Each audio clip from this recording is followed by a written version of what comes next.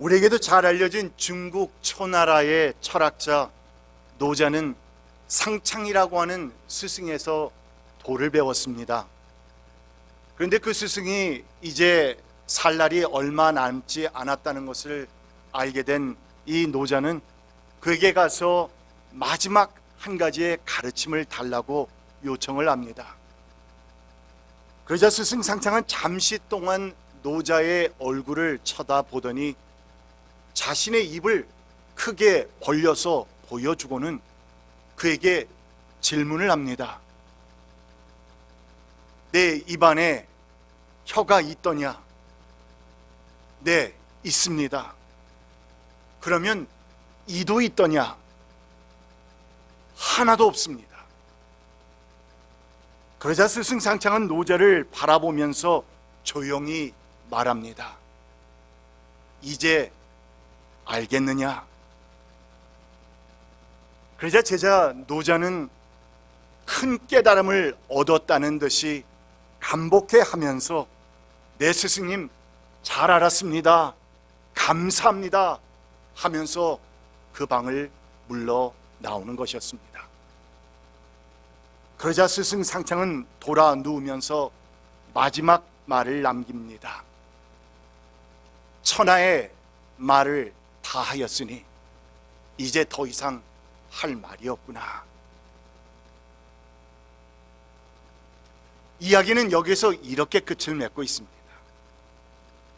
여러분, 이 이야기를 그냥 들으면 두 사람이 도대체 무슨 말을 주고받았는지, 그리고 제자 노자가 도대체 무엇을 깨달았다고 하는 것인지 도무지 이해가 잘 되지 않을 수도 있지만, 그러나 여러분, 이 짧은 대화 속에는 매우 깊고 의미심장한 그러한 인생의 가르침이 담겨 있었던 것입니다.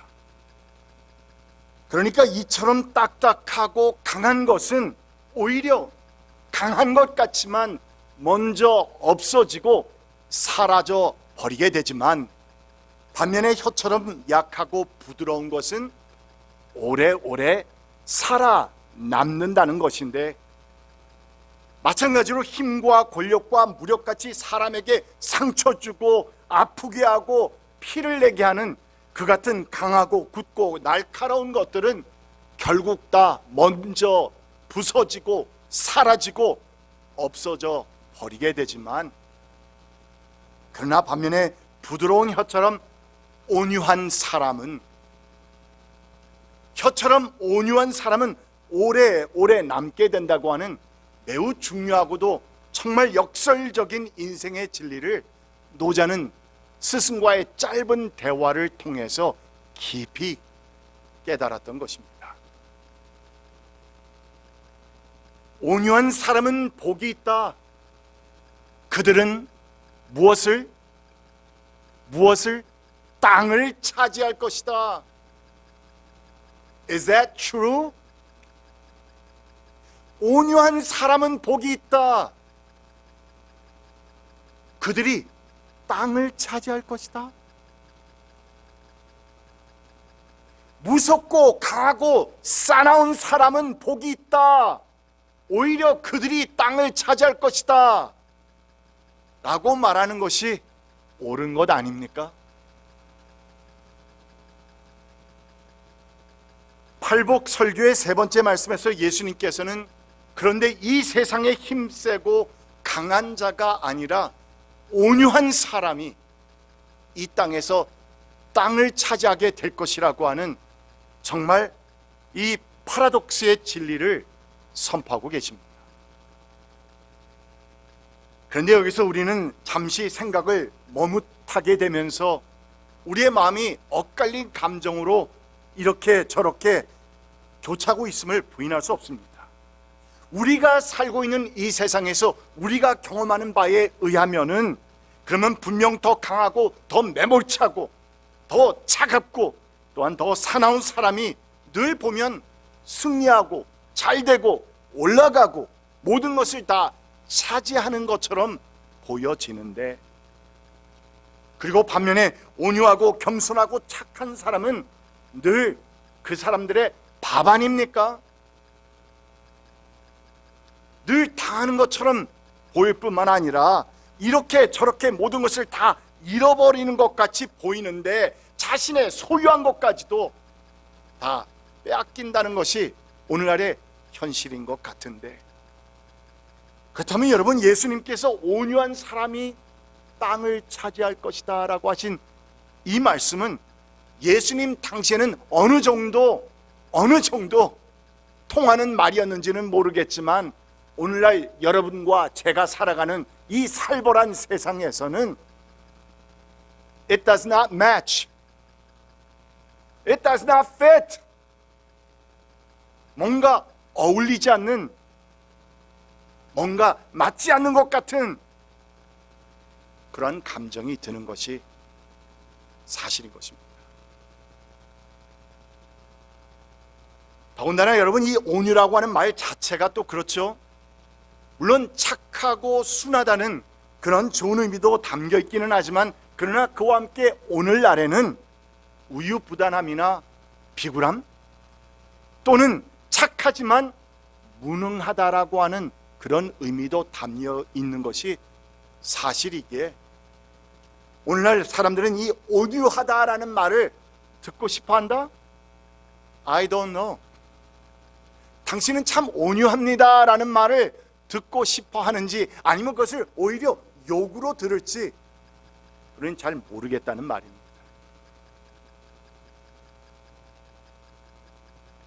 그래서 많은 사람들의 생각에는 이 온유한 성품이라는 것은 매우 이상적인 성품이기는 하지만, 그러나 장차 우리가 하늘나라에 가서 천사들과 함께 거할 때는 가능한 것이겠지만, 그러나 우리가 오늘날 이 세상을 살아가면서 힘세고 강하고 갑으로 사는 것을 최고로 여기는 오늘날의 세상에서는 something is not right. 그것은 비교적 비현실적인 이야기라고 말하는 사람들이 적지 않다는 사실을 여러분과 저는 부인할 수 없을 것입니다. 그러나 여러분, 우리는 하나님의 말씀 성경을 바라보며 사는 사람들입니다. 그런데 오늘 성경에서 말씀하셨습니다. 그리고 또한 우리가 이 세상에서 이 세상의 경험과 상식과 현실은 이렇게 저렇게 다르게 말할 수도 있지만, 그러나 우리가 이 세상을 살아가면서 우리의 인생 가운데서 정말 중요하다, 이 결정만큼은 너무나도 important하다 라고 생각하며 여겼을 때 우리가 가장 먼저 이 기준으로 두는 것이 무엇이냐? 바로 하나님의 말씀 아니겠습니까? 비록 이 말씀에서 말하는 것이 우리에게는 지금 다 이해가 되지 않는다 할지라도 말입니다. 그렇다면 1.1핵도 틀림이 없으신 하나님의 말씀이 산상수훈이라고 하는 정말 금과 옥조와도 같은 말씀을 통해서 우리에게 예수님께서 직접 선포해 주신 말씀이라고 한다면, 그렇다면 여러분, 우리가 다 이해하지 못한다 할지라도 그 말씀 속에는 무엇인가, something, 우리가 다 이해하지는 못했지만 something이 무엇인가가 우리가 잘 알지 못하는, 깨닫지 못하는 것이 담겨 있는 것이 아니겠습니까? 그것이 믿음 아닙니까?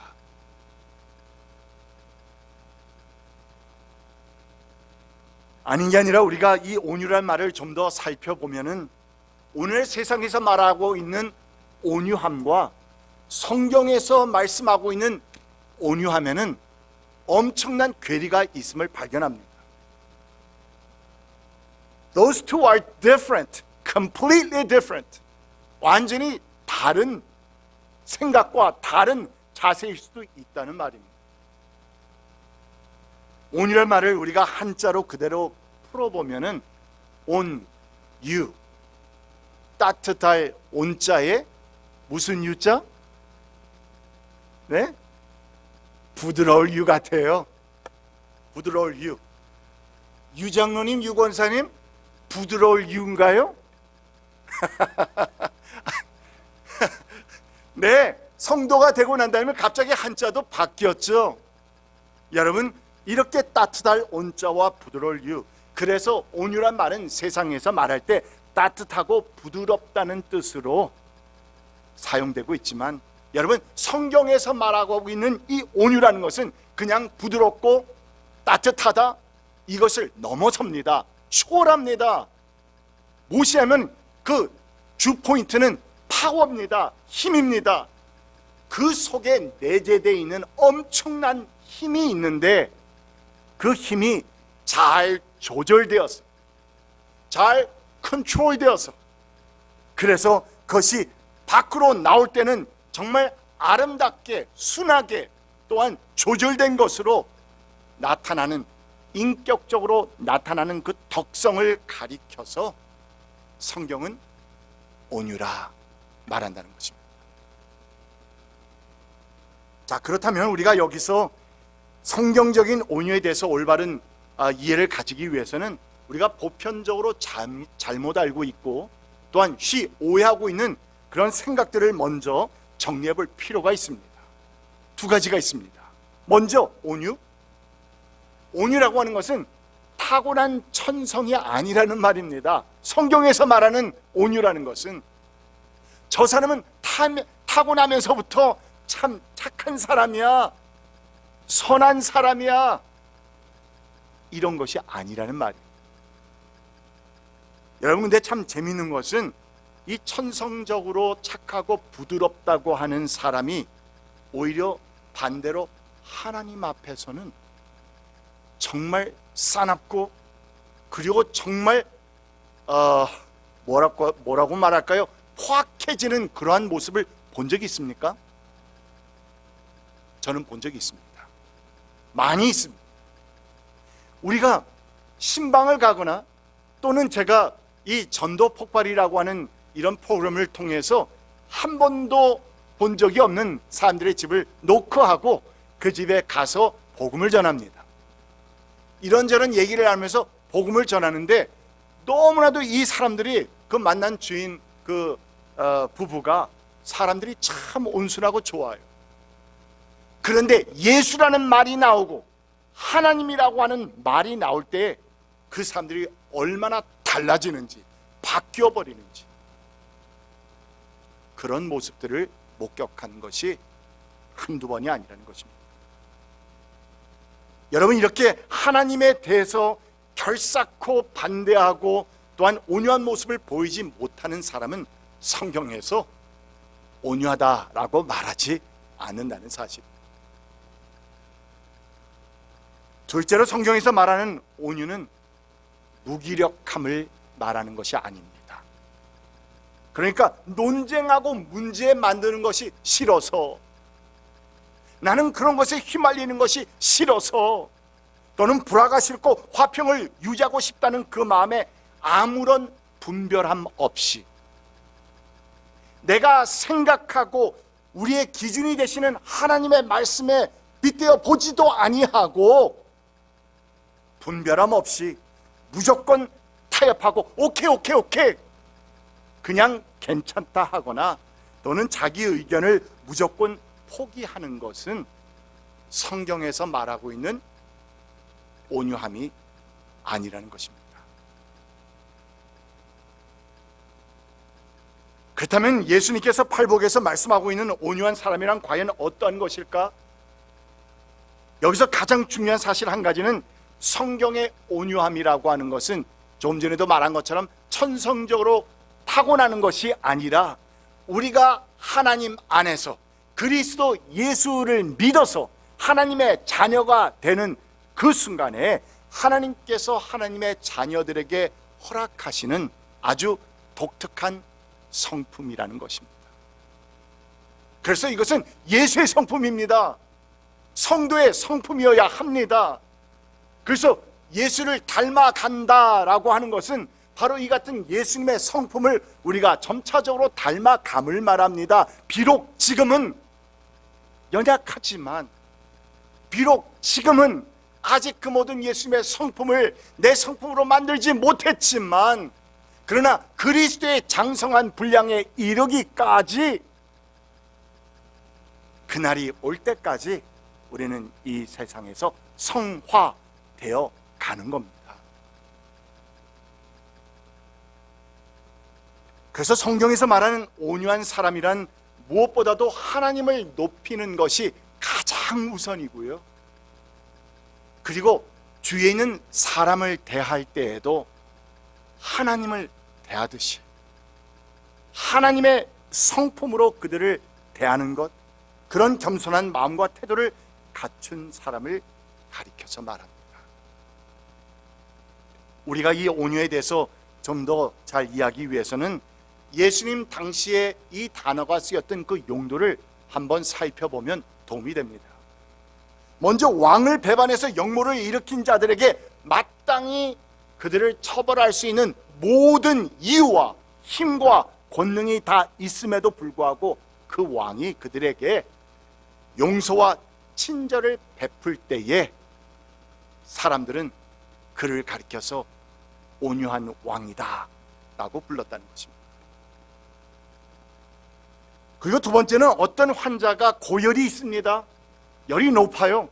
그런데 의사가 준 약을 먹고 아주 정상적인 상태로 돌아오게 되었을 때, 그래서 그 고열이 잘 다스려졌을 때 그 상태를 가리켜서 바로 온유해졌다라고 말합니다. 그러니까 이 두 가지를 보게 되면 여러분, 한 가지가 있죠. 힘이 있습니다. 열이 있습니다. 그런데도 불구하고 그것이 잘 다스려졌을 때에 그것을 온유함이라고 부른다는 것이죠. 마찬가지로 마지막에는 가장 많이 사용되었던 용도는 사나운 짐승을 훈련시킬 때에 사자나 이리같이 사납고 거센 동물이나 또는 자기 마음대로 휭휭거리면서 날뛰는 그런 길들여지지 않던 야생마가 주인의 훈련을 받아서 얌전해지고 그 엄청난 힘을 가진 야생마가 잘 다스려졌을 때 그때를 가리켜서 온순해졌다 또는 온유해졌다라고 말하는 것입니다.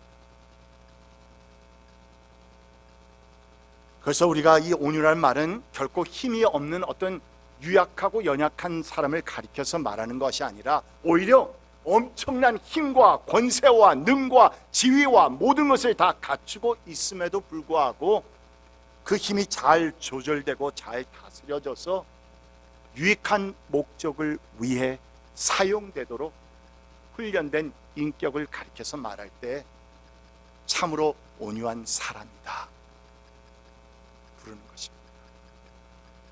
그런 면에서 여러분, 저는 한 분 한 분이 정말 온유한 사람들이 되어가기를 축복합니다. 우리가 이 성경을 보게 되면은 하나의 예를 들어보면 아브라함이 있습니다. 아브라함이 하나님의 말씀을 듣고 갈대아 우르를 떠나서 이민을 가게 되었을 때 누가 함께 갔다? 조카 롯이 따라 나옵니다. 이 조카 롯이 함께 가게 되었는데 그곳에서 하나님의 축복으로 인해서 아브라함뿐만이 아니라 조카 롯도 정말 떡고물이 흘러가지고 넘쳐가지고 묻어가지고 그래서 같이 축복을 받게 됩니다.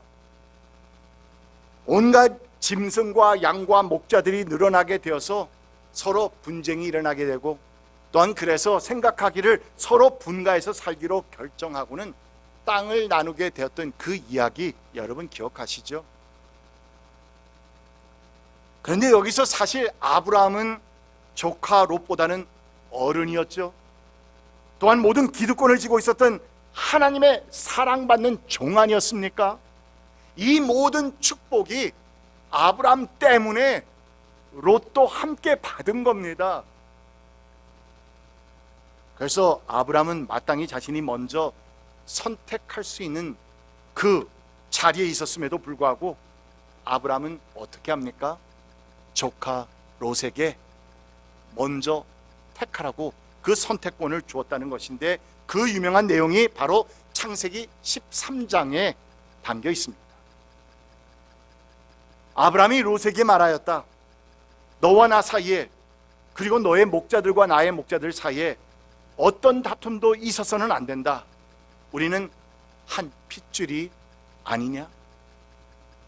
자, 이제 이어지는 9절 말씀이 정말 끝내주는 말씀인데, 이 말씀은 저 혼자 읽으면 저 혼자 축복받는 것 같아서 안 좋아요. 그래서 여러분, 우리 9절은 함께 읽겠습니다. 시작. 내가 보는 앞에 땅이 얼마든지 있으니 따로 떨어져 살자. 네가 왼쪽으로 가면 나는 오른쪽으로 가고, 네가 오른쪽으로 가면 나는 왼쪽으로 가겠다. 여러분, 오늘날 젊은이들은 이 세 번역이 훨씬 더 이해가 잘 되고 훨씬 더 좋습니다. 그러나 오랫동안 성경을 봐온, 그리고 오래전부터 개역, 그리고 개역 개정 성경을 봐왔던 성도들에게는 이렇게 네가 왼쪽으로 가면 나는 오른쪽으로 가고, 내가 오른쪽으로 가면 나는 왼쪽으로 가겠다, 이렇게 말하는 것보다 네가 우하면 나는 좌하고, 네가 좌하면 나는 우하리라, 이렇게 말하면 그 말씀이 똑같은 구절인데도 저만 그런가요? 훨씬 더 이렇게 은혜가 넘치는 것 같죠? 여러분, 바로 이것이 성경에서 말하는 온유한 사람의 모습입니다. 온유한 사람은 바로 이런 겁니다.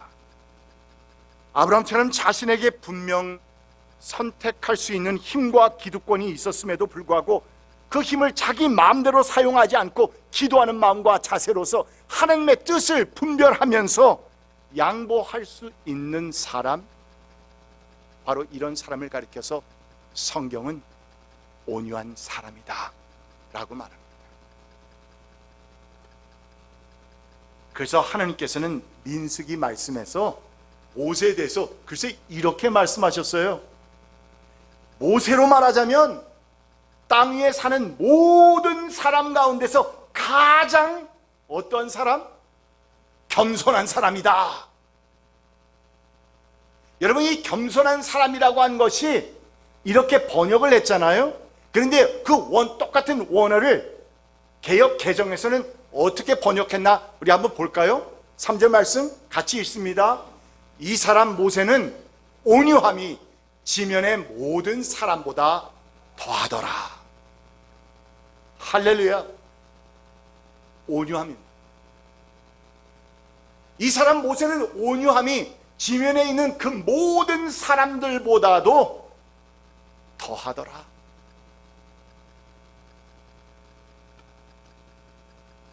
근데 매우 흥미로운 것은 이 사건 이후로 이어지는 성경 말씀을 살펴보면은 언뜻 봐도 물도 넉넉하고 풀도 잘 자라고, 그리고 양떼를 치는데도 아주 적격인 그 장소가, 그 자리가 롯의 눈에 보였습니다. 그 도시의 이름들이 뭐였다고 생각합니까? 소돔과 고모라였습니다. 그런데 우리가 잘 알다시피 여러분, 이 소돔과 고모라는 이렇게 롯이 웬 떡이냐면서 차지했지만 결국에는 하나님의 저주를 받아서 나중에는 불과 유황의 심판을 받았다는 사실을 잘 압니다. 반면에 온유한 마음으로서 자신의 선택권을 포기했었던 하나님의 사람 아브라함은 더 큰 땅을 누리게 되고 더 큰 복을 받게 되면서, 온유한 사람은 복이 있다, 그들이 땅을 차지할 것이다 라고 하신 오늘 본문의 예수님의 말씀이 그의 삶 가운데서 그대로 이루어졌다는 사실을 여러분 믿으시기 바랍니다. 정말입니다. 여러분, 온유한 사람이 땅을 차지하는 것입니다. 성경에는 이 아브라함뿐만 아니라 많은 하나님의 사람들이 하나같이 그 온유의 모습을 보여주었는데, 자신을 죽이려고까지 하고 또한 결국에는 노예로 팔아버렸던 그런 형들을 대할 때 요셉이 그랬습니다. 자신을 또한 죽이려고 쫓아다녔던 사울 왕을 죽일 수 있는 그 순간에 다윗이 죽였습니까? 아닙니다. 하나님의 사람이라고 죽이지 않았습니다. 건드리지 않았습니다. 하나님께서 택하신 사람인데 내가 감히 어떻게 하면서 자신의 목숨을 앗아가기 위해서 뒤쫓고 있는 사울 왕이었음에도 불구하고 분명 누가 보아도 악한 사람이었음에도 불구하고 다윗은 그 가운데서 온유함을 보입니다. 또한 초대교회 아버지와 같았던 사도 바울 역시 자신이 영적으로 낳았던 많은 자식들이 있었는데, 교회들이 있었는데, 글쎄 그 자녀들이, 영적 자녀들이 그 가운데는 그를 무시하고 비난하고 그를 믿어주지 않고 하는 많은 사람들이 있었음에도 불구하고 편지를 그들에게 쓰면서 정말 온유한 사람의 모습을 보였던 것을 우리는 신약 서신서를 통해서 많이 목격하게 됩니다. 그러니까 여기서 우리가 주목해야 하는 것은 바로 하나님의 사람들 가운데서 나타나고 있는 온유하면은 공통된 하나의 특징이 있는데, 그것은 뭡니까 여러분? 파워입니다. 힘입니다. 그들이 그같이 온유함을 보이는 것이 약해서가 아니라는 말입니다. 그들이 힘을 쓸 수가 없어서가 아니라는 말입니다. 지위도 있었습니다. 권력도 있었습니다. 그들에게는 모든 것이 다 있었습니다. 그러나 그럼에도 그들은 그것을 잘 다스리고 무엇으로? 하나님의 말씀과 뜻으로 분별하면서 잘 다스려지고, 그래야 해서 나타난 그들의 인격과 덕성, 그래서 그들은 하나님 안에서 온유한 사람들이 되어간 겁니다. 이처럼 온유한 사람들이 함께 모여 있는 곳은 여러분 아름다운 곳일 수밖에 없겠죠. 얼마나 아름답겠습니까? 우리의 가정과 이웃에, 그리고 또한 우리 교회 공동체에 이 같은 온유한 사람들로 가득 찰 수 있다면, 그러면 여러분 우리가 저기 위에 가기 전에 이미 지상 낙원을 어느 정도 맛보고 갈 수 있을 겁니다. 오늘은 종려주일입니다. King of Kings, Lord of Lords. 정말 왕중왕이 되신 예수님께서 이 땅의 사역을 마무리하시면서 이제 우리의 죄를 대속하시는 십자가를 지시기 위해 예루살렘에 입성하실 때에, 그때 사람들이, 군중들이 그것을 보지 못하고, 십자가 지는 것은 보지 못하고, 그의 화로움과 그의 기적과 그의 놀라운 말씀과 이런저런 거칠의 모습만 바라보면서 호산나를 외치면서 자신들의 겉옷을 깔고 종려나무 가지를 흔들어대면서 예수님을 환영했던 바로 그날입니다. 사람들은 그랬는데, 그러나 예수님께서는 나귀 새끼를 타셨다는 것입니다. 휑휑거리는 하얀 말 또는 아주 놀라운 말, 그런 말을 탄 것이 아니라 새끼 노새를 타셨다. 오늘 보면 마태복음 21장 4절 이하의 말씀을 봅니다. 이것은 예언자를 시켜서 하신 말씀을 이루시려는 것이었다. 시온의 딸에게 말하여라. 보아라, 네 임금이 내게로 오신다. 그는 온유하시어 나귀를 타셨으니 어린 나귀 곧 멍에 매는 짐승의 새끼다. 제자들이 가서 예수께서 지시한 대로 어미 나귀와 새끼 나귀를 끌어다가 그 위에 겉옷을 얹으니 예수께서 올라타셨다. King of Kings, 왕중 왕이시면서도 그가 우리에게 보이신 이 같은 예수님의 모습이 바로 성경에서 말하고 있는 온유한 사람의 참된 모습입니다. 이 우주 만물을 지으신 전지전능하신 창조주이신데 피조물의 몸을 입고 오셔서 무시와 핍박과 고초를 당하시고, 또한 하나님의 뜻을 이루시기 위해서 끝까지 자신의 뜻을 따르는 것이 아니라 하나님의 뜻을 따르면서 십자가를 지시기까지 순종하셨고, 왕중왕으로 오셨으면서도 그 초라한 나귀 새끼 위에 올라타신 예수님의 이 모습, 종려 주일에 보여주신 그 모습이 바로 온유한 사람의 모습입니다.